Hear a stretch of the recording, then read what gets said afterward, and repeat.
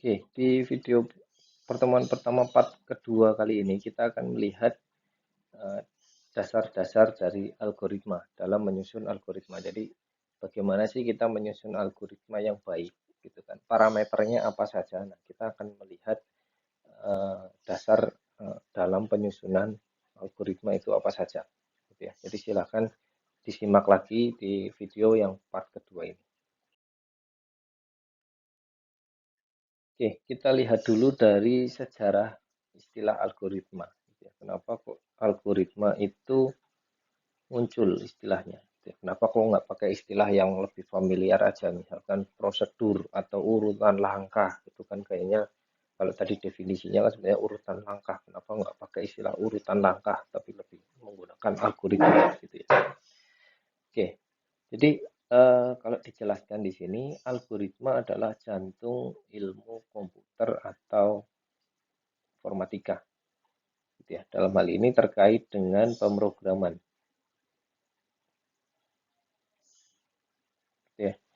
Jadi istilah algoritma itu akan kalau di bidang informatika atau di bidang ilmu komputer ini lebih terkait dengan konsep dari program. Gitu ya. Urutan langkah yang akan kita buat ke dalam program.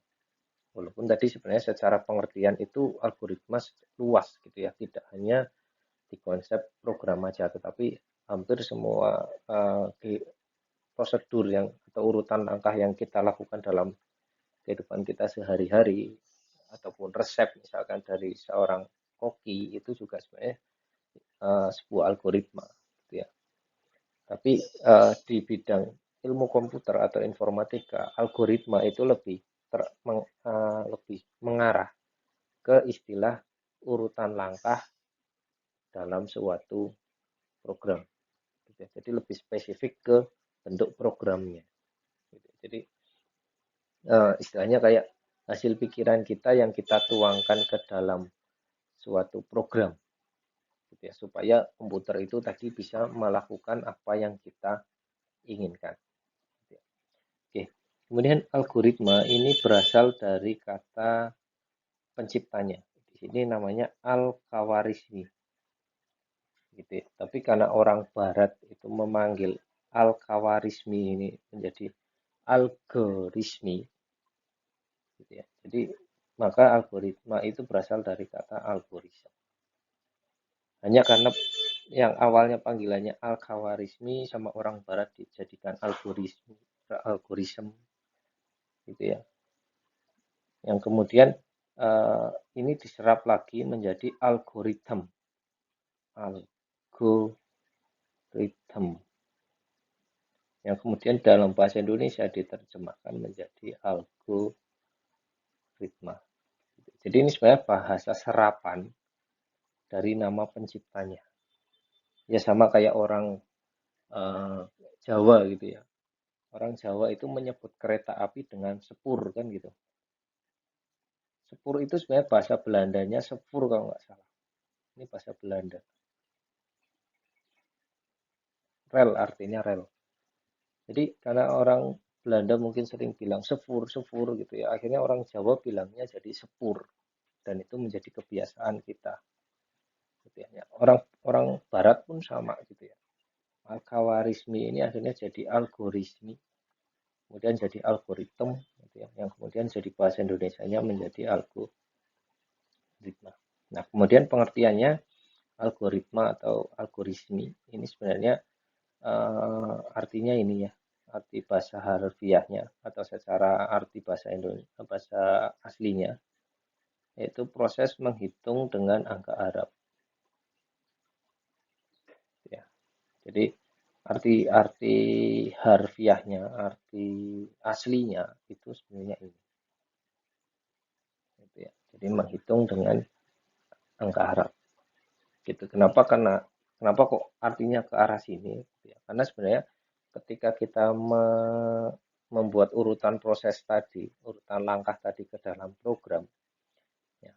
Kemudian ketika komputer menjalankan program itu, komputer sebenarnya hanya melakukan penghitungan angka saja, angka biner kalau kalian mungkin sudah belajar teknik digital gitu ya. Dan dia hanya belajar 0 dan 1, 0 dan 1, 0 dan 1, dia hitung aja. Jadi mau sekompleks apapun program itu akan dikonversi ke 0 dan 1 aja. Nanti kita akan lihat kaitannya algoritma dengan program. Bagaimana sih komputer itu menjalankan program itu, nanti kita lihat di video part yang ketiga, gitu ya. Oke, ini terkait sejarah algoritma. Oke, kemudian untuk karakteristik algoritma, ini ada 5 hal karakteristik dari suatu algoritma. Jadi algoritma itu sebuah dikatakan baik itu jika memenuhi 5 ciri ini. Yang pertama finitless. Ya, finitless artinya algoritma itu harus berhenti setelah sejumlah langkah terbatas. Jadi kita nggak mungkin membuat sebuah urutan proses yang nggak akan ada berhentinya.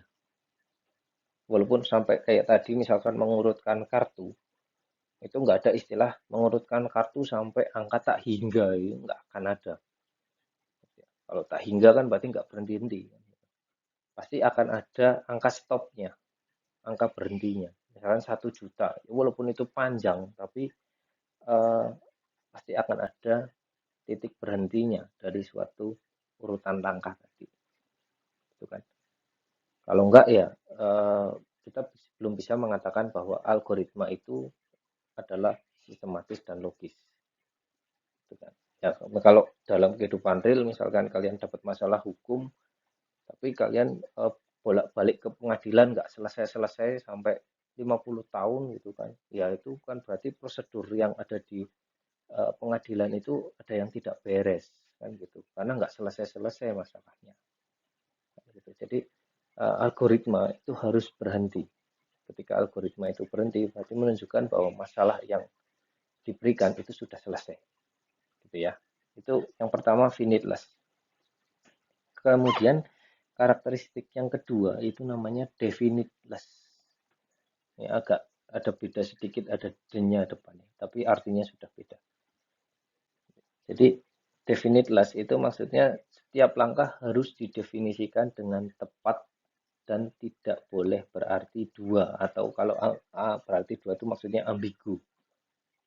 Gitu ya. Contohnya di sini misalkan, bagilah P dengan sejumlah beberapa bilangan positif. Yang jadi masalah beberapa ini seberapa banyak. Gitu kan. Itu harus jelas beberapanya. Gitu ya. Jangan seperti ucapan terserah atau ya udah. Nah, itu kan juga ambigu. Gitu ya. Jadi itu sama seperti kata kita menggunakan kalimat beberapa di sini.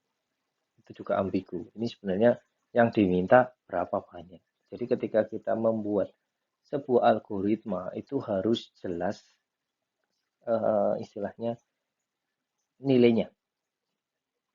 Gitu ya. Kalau di resep itu harus jelas takarannya. Misalkan garam 1 sendok teh atau garam 1 sendok makan. Itu harus jelas. Gitu ya. Jangan bilang garam secukupnya. Ketika bilang garam secukupnya, gitu kan, orang satu dengan orang yang lain itu pasti akan berbeda takarannya. Ya, itu contoh realnya seperti itu. Jadi harus didefinisikan dengan jelas nilainya itu berapa, jangan sampai mengandung arti ganda. Di sini maksudnya dua itu ganda. Jangan sampai punya ambigu yang cukup membingungkan, gitu ya. Oke, kemudian karakteristik algoritma yang lain itu algoritma itu bisa terdiri dari input, bisa terdiri dari output, gitu ya. Jadi algoritma itu boleh memiliki 0 input atau punya lebih dari 1 masukan. Jadi kalau saya bikin algoritma nggak ada inputnya boleh nggak? Boleh aja, gitu kan? Karena secara karakteristik algoritma itu boleh tidak ada inputnya. Kemudian outputnya juga sama, dia juga boleh tidak ada outputnya atau boleh punya 1 atau lebih, gitu ya. Jadi yang jelas pasti akan ada salah satu dari ini, antara input atau output atau malah kedua-duanya itu ada. Oke, kemudian karakteristik yang kelima itu terkait dengan effectiveness. Jadi harus efektif. Tadi yang seperti saya bilang ya. Jadi ketika kita membuat algoritma yang versi panjang, kemudian kita bisa persingkat menjadi yang versi pendek, gitu ya, itu terkait dengan keefektivitasan. Gitu ya.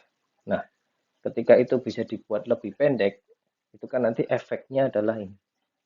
Dapat dikerjakan dengan sejumlah waktu yang masuk akal.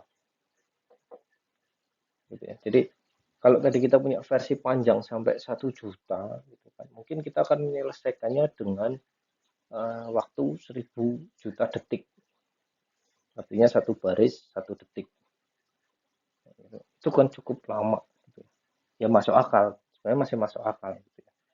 Tetapi terlalu lama. Gitu kan. Nah kemudian kita bisa sederhanakan. Ketika bisa disederhanakan menjadi yang lebih singkat, maka nanti waktu yang dikerjakan juga menjadi lebih singkat karena dia hanya mengulang-ulang saja, gitu kan. Jadi efektivitas itu cukup diperhitungkan dalam ketika kita menyusun suatu algoritma. Jadi ini kurang lebih 5 karakteristik atau 5 ciri dari suatu algoritma yang dikatakan baik. Nah, untuk mendapatkan ciri tadi, untuk mendapatkan ciri suatu algoritma yang baik, itu kita harus memenuhi syarat ini. Ya, kalau tadi cirinya. Nah, jadi cirinya itu parameternya ada 5. Nah, kemudian ketika kita menyusun algoritma, gitu ya, supaya kita bisa mendapatkan 5 ciri dari algoritma yang baik tadi, kita harus memenuhi syarat-syarat ini. Ada beberapa syarat yang harus dipenuhi.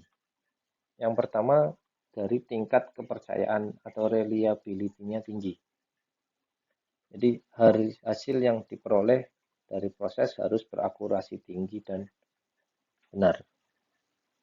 Ya, artinya hasil yang diperoleh itu memang benar-benar bisa menyelesaikan masalah yang diberikan. Kayak tadi misalkan kita diminta mengurutkan kartu, gitu ya.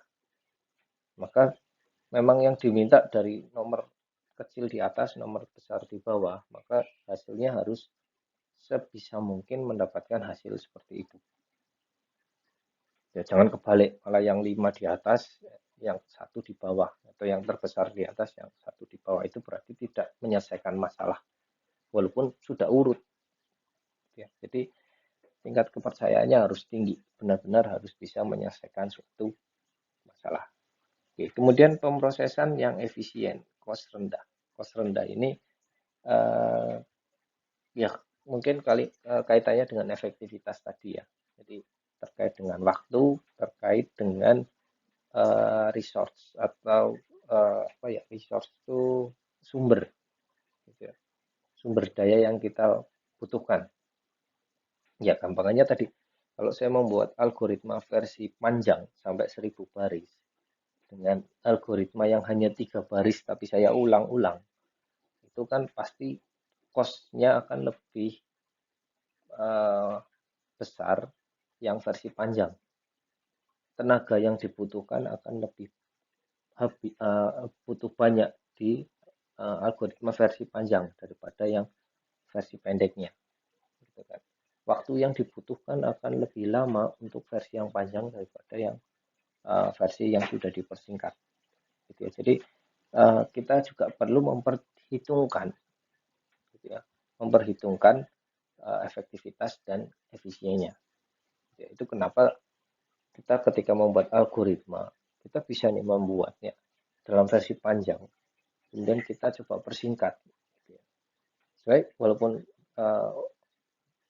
masih awal-awal mungkin kalian buat yang versi panjangnya dulu, itu nggak masalah. Karena kalau masih belajar, gitu kan, kita coba detailkan setiap langkah itu nggak masalah. Tetapi kalau kalian sudah terbiasa dengan algoritma dan pemrograman, nanti kalian lama-lama akan kita minta untuk mempersingkatnya supaya yang tadinya 1 juta baris bisa dipersingkat menjadi 5 baris gitu kan, itu bisa gitu ya. Jadi itu bisa kita pelajari secara pelan-pelan gitu ya. Jadi nggak langsung saya minta yang singkat, enggak gitu ya. Tetap coba cari yang panjang, kemudian kalau bisa setelah itu dipersingkat silakan. Oke. Kemudian syarat yang lain di sini, proses harus diselesaikan secepat mungkin dengan frekuensi kalkulasi sependek mungkin. Ini kaitannya juga dengan masih kaitan dengan yang atas sama efektivitas di apa namanya ciri tadi ya, ciri sebuah algoritma. Kemudian sifatnya general, ini yang perlu ditekankan. Sifatnya general. Ya, artinya ketika kita menyusun algoritma itu bisa dipakai untuk menyelesaikan masalah serupa di tempat lain. Ya, jadi bukan hanya dipakai untuk menyelesaikan masalah di tempat ini saja, tapi juga menyelesaikan masalah di tempat lain. Gitu ya. Contohnya kayak tadi misalkan algoritma yang di pengadilan, gitu ya. Pengadilan. Prosedurnya misalkan, proses hukumnya, urutan langkahnya. Itu harus bisa berlaku di Purwokerto, Semarang, Jogja, Surabaya gitu kan. Itu harus bisa berlaku di semua tempat. Jangan sampai ketika di Purwokerto aturannya gini, di Semarang aturannya gini gitu kan. Itu kan sifatnya nggak general. Gitu ya. Yang terjadi apa? Ketika kita punya masalah yang serupa sebenarnya gitu ya. Kita harus membuat algoritma lagi. Gitu kan. Jadi misalkan tadi kayak panjang kali lebar gitu ya. Nah, kemudian kita diminta untuk menghitung nilai persegi. Sebenarnya kan persegi dan persegi panjang ini sebenarnya sama ya. Hanya bedanya kalau di persegi itu sisi kali sisi, persegi panjang, panjang kali lebar. Hanya di situ aja kan istilahnya hanya ganti aja. Tadinya sisi diganti sekarang panjang dan lebar. Gitu. Kalau kita dibikin general, sebenarnya sisi 1 dikali sisi 2 misalkan. Kita bisa pakai untuk persegi dan persegi panjang. Gitu ya. Jadi sebisa mungkin sebuah algoritma itu dibuat yang sifatnya general, artinya mau bisa menyelesaikan masalah serupa di masalah yang lain. Gitu ya. Oke, kemudian bukan sesuatu yang oke, ini hanya penjelasan dari yang sifatnya general tadi ya. Jadi bukan sesuatu yang hanya untuk menyelesaikan satu kasus saja. Oke, ini penekanannya tadi. Oke, kemudian syarat yang lain ini bisa dikembangkan atau expandable. Di sini penjelasannya haruslah sesuatu yang dapat kita kembangkan lebih jauh berdasarkan perubahan requirement yang ada. Jadi misalkan tadi program kita diminta untuk menyusun suatu algoritma untuk pengurutan tadi ya, nomor pengurutan kartu gitu ya. Kemudian kita sudah nih bisa membuat kartu urut untuk 1 sampai 10 gitu ya. Kemudian kalau kita tahu di kartu remi kan ada J, Q, J, Queen dan King gitu ya. Kemudian As. Nah, kemudian kita diminta untuk menambahkan 4 kartu ini. Nah, gitu ya. Jadi apa yang akan kita lakukan? Kita cukup memodifikasi program yang kita sudah buat, algoritma yang sudah kita buat, gitu ya, dengan supaya memperhitungkan Jack, Queen, dan King dan As, gitu kan. Sehingga nanti ketika kita diminta untuk mengurutkan kartu remi, nah, itu sudah bisa kita modifikasi sedikit aja programnya, terus kemudian kita modifikasi sedikit algoritmanya, kemudian otomatis algoritma itu sudah bisa dipakai untuk mengurutkan kartu remi. Yang tadinya hanya bisa mengurutkan 1 sampai 10, bisa dikembangkan menjadi bisa mengurutkan sampai ke kartu yang lainnya. Gitu ya. Jadi ini contoh bisa dikembangkan itu seperti itu. kemudian mudah dimengerti. Jadi mudah dimengerti itu siapapun yang melihat, dia akan memahami algoritma Anda. Ini kaitannya dengan tadi istilah sistematis dan logis. Gitu ya. Jadi kalau saya bilang pengertian dari sistematis dan logis ini, yang menentukan sistematis dan logis itu bukan diri kita. Saya bikin prosesnya, kemudian saya bilang, oh ini sistematis dan logis, ini jelas ini, gitu ya. Itu belum tentu. Gitu ya. Kita harus keserahkan ke orang lain yang menilai bahwa urutan ini sudah sistematis dan logis atau belum.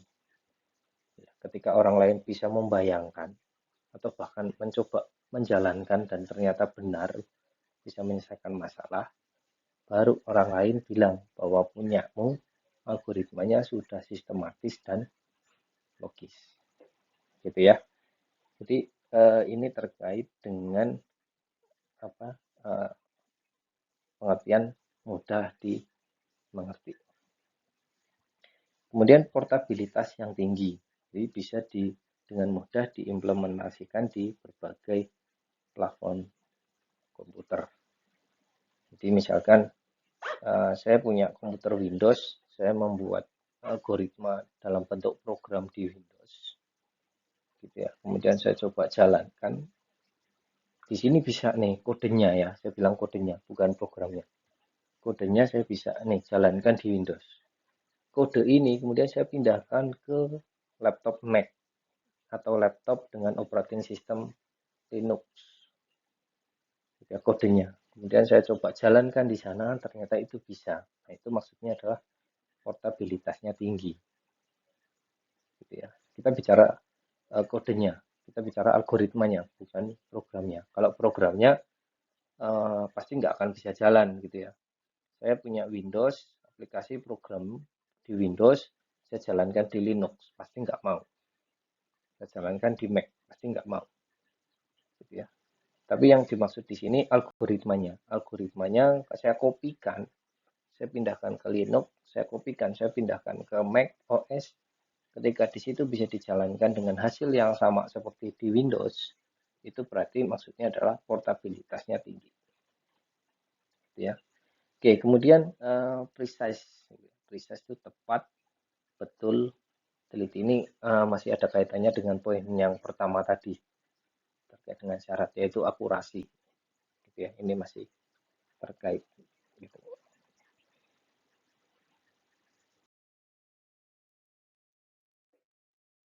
Nah, kemudian efektif. Ini juga tadi sedikit menyinggung terkait dengan efektif. Gitu ya. Tidak boleh ada instruksi yang tidak mungkin dikerjakan oleh pemproses. Ya tadilah ya, versi panjang, versi pendek dari suatu algoritma. Gitu ya. Kemudian harus terminate. Ini juga kaitannya dengan tadi finiteness. Gitu ya. Jadi memang harus ada harus ada kriteria yang membuat program itu berhenti. Itu harus ada. Ya. Kemudian yang terakhir, output yang dihasilkan harus tepat. Maksudnya tepat di sini itu adalah outputnya itu sesuai dengan apa yang diharapkan. Output itu maksudnya keluaran ya, keluaran dari algoritma.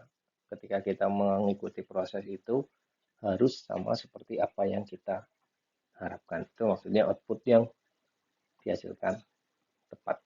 Ya, oke, tadi ada kurang lebih sekitar 9 mungkin ya, 9 atau 10 syarat algoritma yang baik. Oke, kita kembali ke contoh persoalan lagi gitu ya. Kalau tadi kita belajar terkait secara algoritma, kemudian kita sudah belajar bagaimana menyusun suatu algoritma yang baik, syarat dan cirinya itu seperti apa. Oke, sekarang kita kembali ke contoh soal lagi. Gitu ya. Contoh soal terkait dengan algoritma. Sekarang kita diminta untuk menyusun suatu algoritma gitu ya, untuk mengambil air 4 liter menggunakan ember 5 liter dan ember 3 liter. Yang menjadi ketentuannya adalah 4 liter ini harus pas tidak boleh kurang, tidak boleh lebih. Berarti 4,1 liter itu nggak boleh. Harus pas 4 liter. Kemudian ketentuan yang lain adalah tidak boleh menggunakan alat lain.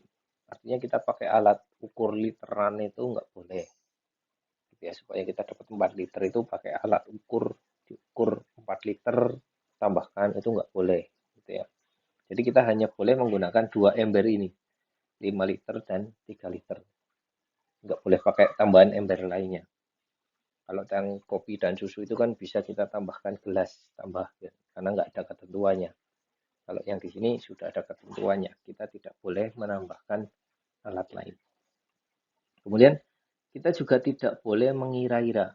Kira itu maksudnya, wah ini sudah nih kayaknya sudah 4 liter, kayaknya sudah 3 liter gitu ya. Kita nggak boleh pakai istilah kayaknya. Jadi harus sudah pasti. Gitu ya. Nah, bagaimana caranya? Bagaimana caranya supaya saya bisa dapat air 4 liter dari ember 5 liter dan 3 liter. Oke. Mungkin saya kasih tahu prosesnya. Nanti silakan kalian seperti biasa tulis algoritma yang hasil dari apa yang saya sampaikan gitu ya ke dalam sebuah tulisan algoritma itu untuk tugas di LMS. Ini yang nomor 2 gitu. Kalau nomor 1 tadi untuk mengurutkan kartu untuk mendapatkan kota dengan temperatur tertinggi gitu ya. Sekarang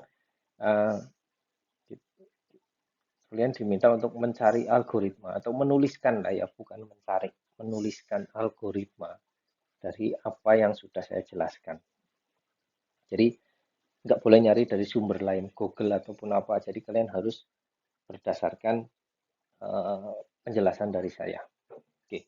Langkah yang pertama, ember 3 liter. Ini kita isi penuh dulu.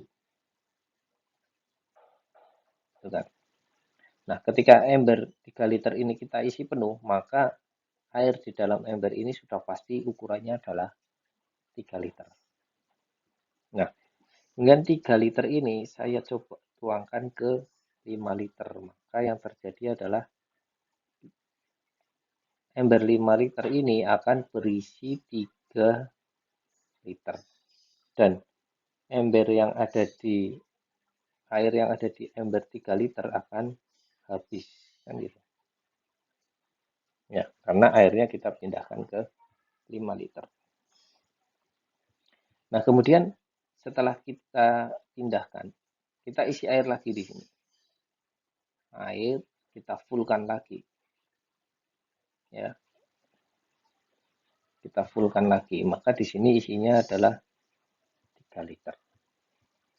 Gitu kan. Nah, kemudian setelah kita fullkan jadi 3 liter lagi, langkah selanjutnya kita tuangkan lagi. Ya. Tuangkan lagi. Di sini masih kurang 2 liter untuk penuh. Maka ketika kita tuangkan sampai 5 liter ini penuh, ya kan? Di sini sudah tidak 3 liter tapi jadi 5 liter karena ketambahan 2 liter dari ember 3 liter. Nah, kemudian yang di ember 3 liter ini itu berarti tinggal 1 liter kan gitu. Karena yang 2 liternya sudah masuk ke ember 5 liter. Ini berarti tinggal 1 liter. Ya. Nah, kemudian setelah dapat 1 liter, ini kita buang nih. Ya, buang. Ketika kita buang, maka yang terjadi adalah ember ini menjadi kosong. Dengan kita buang, ember ini kosong. Nah, sekarang jadi kosong. Nah, kemudian sekarang 1 liternya yang ada di ember nomor 3, ember yang di 3 liter ini kita tuangkan nih 1 liter di sini. Maka yang di sini akan berisi 1 liter. Dengan ini 1 liter yang ada di ember ini itu habis jadinya 0 lagi. Nah, kemudian setelah itu kita isi lagi full. Nah, full diisi sampai 3 liter. Ya kan? Nah, ketika ini sudah diisi full lagi, ya, sama air, kita masukkan lagi 3 liter. Selanjutnya 3 liter ini kita tambahkan ke ember 5 liter ini. Sehingga nanti dia akan ketambahan ember. Ketambahan ember di sini 3 liter. Jadi yang bawah ini 1 liter, ketambahan ember yang dari 3 liter ini 3 liter. Sehingga sekarang tidak lagi 1 liter, sekarang menjadi tambah 3 liter kan gitu. Sehingga hasilnya adalah 4 liter. Ember yang ada di ember 3 liter ini kosong. Gitu ya. Sehingga sekarang saya punya ember 5 liter berisi 4 liter sesuai dengan soal yang diminta. Dan algoritma untuk mengambil air 4 liter ini silahkan kalian buat. Nah, ini tugas nomor 2. Kalian buat di LMS gitu ya. Silahkan tuliskan algoritmanya seperti apa. Ya, dari hasil penjelasan saya. Gitu ya. Jadi bukan dari Google atau dari dari YouTube, ya. Tapi harus dari video penjelasan saya ini. Ya, bagaimana mendapatkan 4 liter tadi sesuai dengan apa yang sudah saya jelaskan. Gitu ya. Oke. Untuk part 2 kurang lebih seperti ini yang bisa saya jelaskan. Oke, jadi selanjutnya silahkan kalian simak video yang terakhir di pertemuan 1 yaitu part 3 terkait dengan apa itu pemrograman dan apa kaitannya dengan algoritma. Gitu ya. Jadi silakan nanti disimak untuk video yang part ketiganya. Oke, mungkin itu saja yang bisa saya sampaikan di video part 2 ini. Terima kasih.